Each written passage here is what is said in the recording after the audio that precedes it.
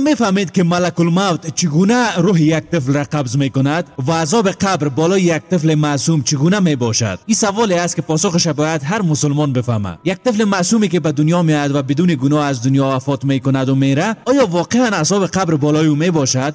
قبل از ادامه برنامه فراموش نکنید که ویدیو را لایک کرده و در قسمت کامنت حتما به نیت ثواب سبحان الله نوشته بکنید. وقتی که ملک الموت به سراغ یک طفل معصوم میآید، هیچ ترس وجود ندارد، هیچ درد وجود ندارد. مثل که خوشبویی از دامن گلها بیرون میشه، به همون شکل روح از بدن طفلک معصوم میگیره. در قبر هیچ سوال جواب از اون نمی باشد، نه نکیر نه منکر، نه سوال، نه عذاب و نه شکنجه. گفته میشه که روح او به جنت میره و با خانواده حضرت ابراهیم علیه السلام میباشه. اونا در داخل جنت روحشان مثل فرشته ها بال میکشد و بسیار خوش میباشه و انتظار پدر و مادر خود را میداشته باشد. بیشتری از دوستان ما کامنت میکنند که داستان ها را شما از دلتان میسازند. ولو اگر از دل ما هم باشه، فقط هدف ما عبرتگیری است و پیام الله متعال را ما میتوانیم از این طریق به دوستان شیر بکنیم.